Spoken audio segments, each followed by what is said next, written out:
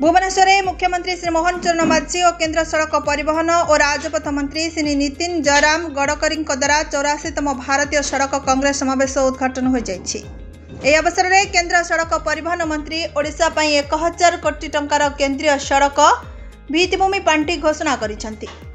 एथिसहित से कहते जे आज जातीय और अंतर्जातीय स्तर में वर्ज्यवस्तु को व्यवहार कर सड़क निर्माण करा जाउछि। तेणु भुवनेश्वर कठिन वर्ज्यवस्तु को सड़क निर्माण क्षेत्र में उपयोग कर स्वच्छ भुवनेश्वर गठन करने को परामर्श देथिले।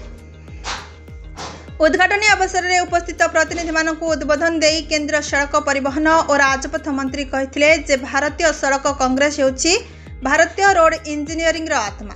यही समावेश होछि सड़क भित्तिभूमि निर्माण गवेषणा इंजीनियरिंग और इनोवेशन पई एक नॉलेज प्लेटफॉर्म।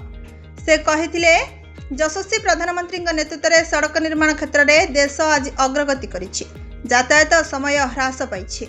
आगामी किछि दिन भितर भारत सड़क नेटवर्क क्षेत्र में विश्वर 1 नंबर हेबाकु जाउछि। देशव्यापी उन्नत मानर सड़क निर्माण पई 2,87,000 कोटी टंकार प्रावधान रहिछि।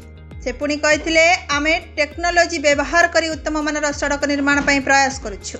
एथिपई विश्वस्तरीय डीपीआर प्रस्तुत करने आवश्यकता रही। निज निज भितर best practice research and innovation को विनिमय करी भारतर निर्माण व्यवस्था को आहुरी सुदृढ़ करने को से परामर्श देथिले।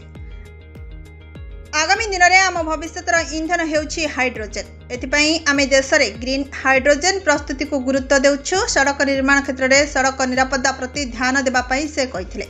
Bureau report now Odisha news.